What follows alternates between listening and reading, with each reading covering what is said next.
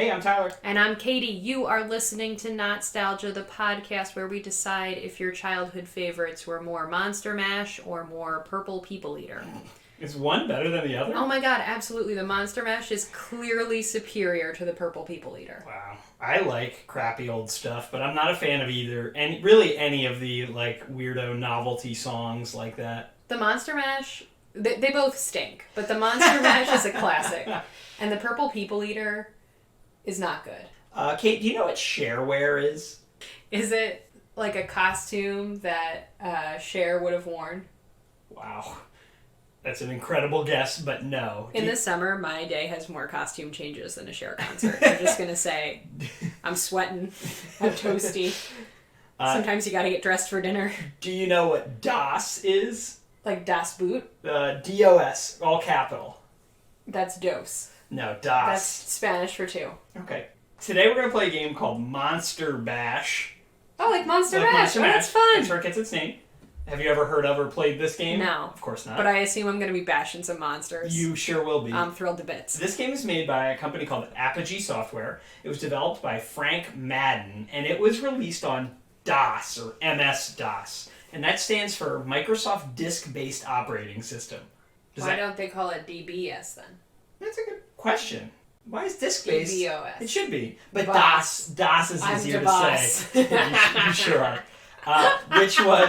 DOS was a command line operating system, meaning you had a black screen, you had to type into it what you wanted it to do. So you type in open, and then type in the program you wanted to open, hit enter, and it would open. There's no mouse in this environment. Does that make sense? But I like my mouse. I understand, but this predates the use of the mouse on a home computer. So DOS was created in 1981 by Microsoft for use on IBM computers.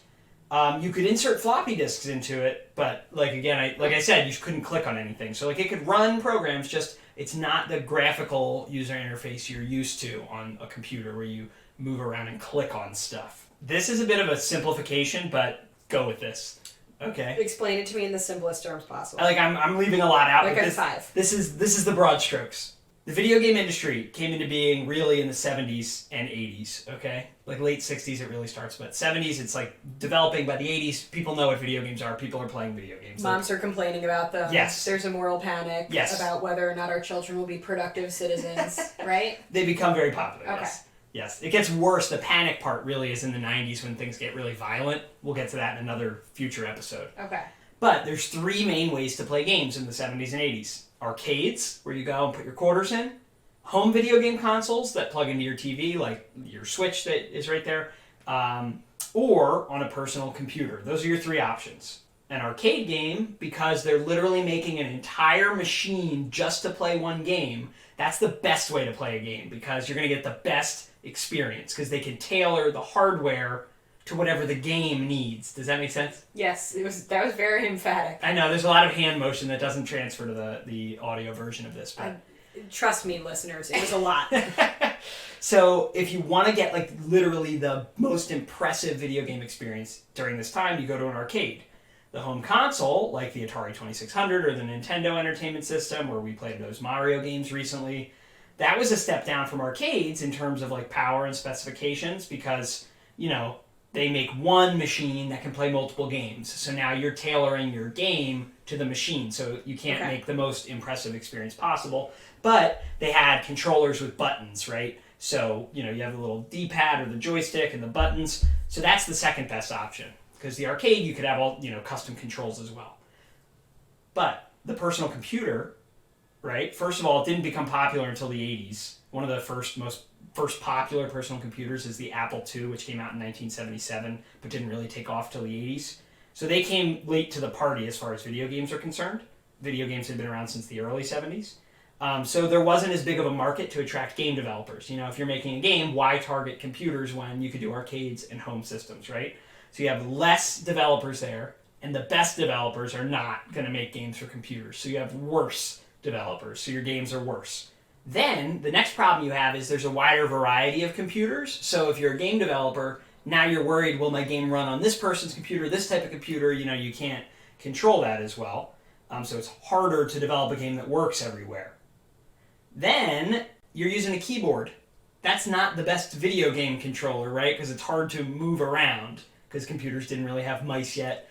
You could later buy an actual big joystick for your computer, but if you're just targeting the standard computer person, they're using their keyboard. That's kind of a crappy way to play a game. Okay. So this is all a very long way of saying the video games for computers generally at this time were worse quality. So you're telling me that this is going to suck? Yes. Okay. And to add on to that, the game developers who really targeted computers and decided to go all in on computers, they were making games that made sense for that format, these point-and-click type adventures or text adventures that actually utilized the computer well. So what I'm really getting at is that platformer-style games like Mario were really not very popular on computers. They didn't even exist there for a long time until this company, Apogee, along with a few others, really start trying to push for platform games on computers. But they were less popular, they were worse quality, and they were harder to control. This is a hard sell, but I guess I'll try it out. So, in 1986, a 25-year-old guy named Scott Miller, he founded Apogee Software to sell DOS games he was making, and he was a really smart businessman, yes. Does Scott Miller make you feel like you've done nothing with your life? Yes. Okay. He was a really smart businessman because... He's much younger than you. He is. What he would do is he would use the early form of the internet to distribute like the first level or first part of his game for free. And then what would happen is you beat that part of the game, and then a screen would come up that says, if you like this and want to play the rest of the game, mail a check or money order to this address and we'll mail you back the game. Wow. Smart move, Scott. That's shareware. They encourage you to make copies of that free level and share it with all your friends and get it for free on the internet, but then you got to pay for the full version. So it was like the first kind of viral marketing. Kind of, in a weird way, yeah. I guess the first kind of viral marketing would be like a town crier. That's just screaming something. Yeah. But yeah, that was the thing that Apogee Software did, and they weren't the only ones, but they really popularized it at that time. And they published a lot of games. Some of the games they made themselves, some of them other companies made, but they had the distribution to publish them. Got it. So games that you may or may not have heard of that they were involved with, Commander Keen. Nope. Wolfenstein 3D. Nope. Duke Nukem. I have heard of that one, but only because of how much your dad loves it. Right. They did those all before Monster Bash. We're going to do future episodes probably on all three of those. But we'll get to those. What I want to do is Monster Bash because it's October, it's spooky. This game has really nice spooky aesthetics that I really remember vividly from childhood. Did it scare you? It didn't. Did you like it? I liked it. It's not really too scary because it's very kid friendly. You'll see why. You play as a kid named Johnny Bash, who with a name like that, you just gotta bash things. One day, I think it's a vampire or some sort of monster kidnaps everybody's pet dogs and cats in his neighborhood. And you have to go out in the night with your slingshot and save them all. You're like a Bart Simpson type kid with attitude. Oh, I really don't know how to feel about a kid with attitude sometimes. We only had the first free episode. This is how I experienced most of these shareware games. We never bought the full thing because you couldn't even beat the first episode. That's how I was as a kid, at least. I don't know if they were particularly difficult. Maybe I'm sure the first levels were the easiest, so you would beat it and see the ad, but I could never get through them. But I very fondly remember this. No idea if it's going to hold up, because like I said, computer games at the time, especially platformer games, were not great. But this game is known for having an unusual amount of animation and high-quality music for the time on computer. And it was released on April 9th, 1993. So, let's try this shareware spooky game, if you're willing. Let's do it. And this episode's on YouTube. From this point forward, you'll be able to go to YouTube and watch the gameplay. So, highly recommend. Yeah, it's much better than just listening to it. Yeah. So here's my question. How would I have had to start this game? Would I have had to type, Monster Bash into my computer? Yes. You would have put the floppy disk in. Okay. You would have typed in, I'm not a DOS expert, because really I grew up with Windows 95, but you would put it in and type in run and then the number that represents the disk drive and then a backslash and then the name monsterbash.exe. Then it would give you this screen, which asks you to choose. And look, see, I'm a grown man now with his own money, so I bought the full version finally. Dear God. It was $5. Press, you want to play episode 1. There you go. I don't like it already. I love this aesthetic of this game is weird pixel not art. Shareware. It is not intended for distribution on any BBS or through any shareware library and can only be distributed by Apogee Software. You are breaking the law if you distribute this game. So that's the warning on the full version. Okay. Not so it would be confused with the Just want me to shareware version that only has episode 1 on it. How do I go? Oh my god. So I need to hit these zombies. Yep. And you have to rescue all the pets. That's an important detail. His name is Johnny Dash, not Johnny Oh, Bash. I said Johnny Bash. My bad. So this will actually be a good representation for you of what it was like to play a game like this. Because you'd have to figure out what the keys were. So B will begin the game, but do you want to... How do I figure out what to do? G, go to game settings. Left arrow, right arrow, up, down. Control, control and shift Alt. is Alt. That's really important. Hold on, I gotta get ready. Yeah, and then you can hit escape to get out of this menu. Okay. So, hold on. Where's control? Control. Where's Alt? You have multiples Okay. of each. I don't know what this music is right now, but it's like malt shop gone bad. So look, you can choose your difficulty by using the I'll be arrows. choosing easy. That's a very good idea. You got free all the dogs and cats. So check out. Oh, This good is God. Is that a squirrel? It's a rat down there. There's a dog up there that needs to be freed though, and a cat. Let me help what do I do? You got to shoot the locks off their What? cages. You can jump. Remember? How do I jump? Oh, they're shoot. Oh, nice. I really want you to think how this compares to Mario 1 and 2 that you've played in terms of ease of figuring out. Oh, got it. Nice. Because that's what they're Seems competing with here, those platformers on the Nintendo. I guess this is okay. Oh, God. Why is that dog flying? I don't know. You got to jump it. Ah! I don't want that spooky tree. Now there's see that thing up top there, that blue thing with 3 little bullets in it? Kill him, Kate. Shoot him. How do I shoot? There you go. Nice. Watch out. Yep, you did it. Little overkill. So after you kill a zombie, its head will roll off. So it's very important that you continue to shoot the head. You just got to power up to your gun. That'll make it shoot 3 bullets at once. Why would you give a kid a gun? Go ahead, shoot. Alright, guess I gotta jump this rock. Oh my God, why did it talk? Here he goes. Awesome. Awesome. When you get a little heart. Awesome. Beware that little crawling hand. Is he gonna come back? Nope. Ah, Oh. oh my God, why is he shooting at me? You should probably get on his level. Then your bullets are more like... Oh, watch out. So the wood, you have to be quick. Ah! Everything's fine. Oh no, you know that I'm not good at jumping in these scenarios. Ooh. I have faith in you. You did it. See? Did great. Gonna make it over here. Yeah. And I'm gonna make it to whatever this is. Oh, this little kidder. There you go. Gotta help that little kitty. Why is that Jolly Roger flag there? That means you made it to a checkpoint, so if you die now, you'll come back here instead of the beginning of the level. I'm hiding. Oh, Jesus! What was it? Oh, there's one of his hands. Ow! Oh, Help! Help! brutal. Alright, oh, wow. There you go. Now Oh that my guy, God, someone's throwing he can knives still at me. throw stuff, so you might want to just crouch, or crawl, or just jump away. Oh. Oh, Jesus. Okay, you died, Okay. but look, your flag brought you back. Ready? Alright. Nope. Oh, nice. Alright, get out of there. Now, watch out. Hey, you punk. You're okay. Oh my God, I gotta help that pet. Yes.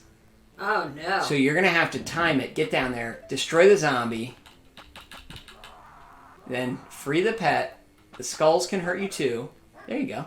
You ricocheted off the wall. I don't know how I did that. Definitely on purpose. Yep. Alright. You can take 3... Oh, those are leaves. Yeah, the leaves won't hurt you. You can take 3 more hits before you die again. Oh, yeah, see that? You can aim up on a diagonal. Nope. Curses. Here. There you go. Up.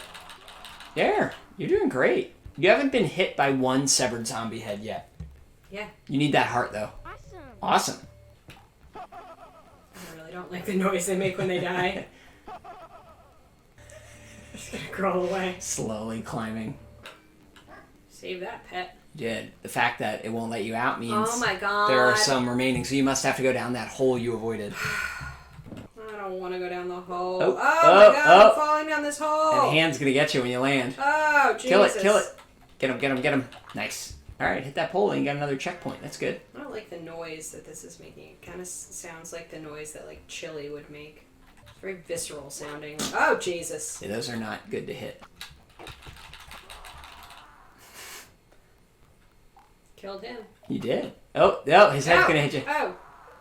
You should have put sunscreen on this kid. He's looking very ruddy. This is me just shooting behind me. What you doing? I don't know. Can you do it? I would take a running start on this. Nice! Oh, get the heart! Ah, you were so close to a heart. Right. Again, I hate to beat this drum, but who's supervising these kids? Where's this guy's dad? You gotta get to that ledge. That's really not gonna... This is not my forte. Anything involving spatial reasoning really isn't my cup of tea. Alright, just checking how I jump again. Mm-hmm. Making sure I got that. Maybe just shoot a few things for good measure. Yeah, there we go. There you go. Give me that candy. Now, this you don't have a lot of ledge here. Okay. Alright, you can shoot those, right? Who's throwing knives at me? I'm just a kid. Good luck. There it is. You did it. You did it. You're good. How do I get out? Don't go in that mine. What is a splatter bonus? Why am I doing push-ups? Just make sure there's nothing here that I shouldn't be shooting. Why do these little stones at the bottom look like butts? For the pup, for the pup. I'm doing it for the pup. Ah! Get away, get away, get away. What do you think? I don't like this little punk kid. Look at him. Look at his mean little teeth. You know? Uh-huh. I think this is worse than Mario. Why? I don't like the colors and the art. So the artwork makes you not like it as much. I guess I can see why you liked it. Like, it's fun. It's kind of spooky. Mm-hmm. There's, like, different monsters. You get to help a pet. I did like being able to just shoot everything. Yeah. Everywhere. Yeah. I just always think about this, especially around Halloween. It's just such a weird... I was thrilled to see that it's for sale in the modern world. Because I thought this would have for sure just been lost forever to the ages. But, yeah, this was on one of our shareware floppy disks. It was fine. Wasn't a total stinker, but... I will tell you, like most games as a child, I did not get far at all. Like, I don't know if I ever beat the first level of this. You may have gotten further than me today. Oh, that's nice. Are you just saying that to make me feel better? No. I mean, I was really young, but, you know, like too young to figure out how to do a lot of this, but not that it's very complicated. I feel like this game gave you nightmares. No. I really like the aesthetics, although that is pretty violent, isn't it? Yeah. We'll play a few more spooky games this month. We will? We will. Okay. From what I've pre-selected for us to play, this is by far the worst objectively. So you you can only go up from here. Ripped the Band-Aid. All right, Kate. Thanks. Cool. For playing. Tell us what we should play, what we should watch, anything you're nostalgic about. Not-Stalgia@AOL.com is the email address you can send those suggestions to. Leave a comment on this YouTube video if you're watching it. You could click on the link if you're listening in the episode description to leave us a voicemail that we can play on the show with your recommendations. Find us at our website, www.notstalgia.org. Share it with your friends, like shareware.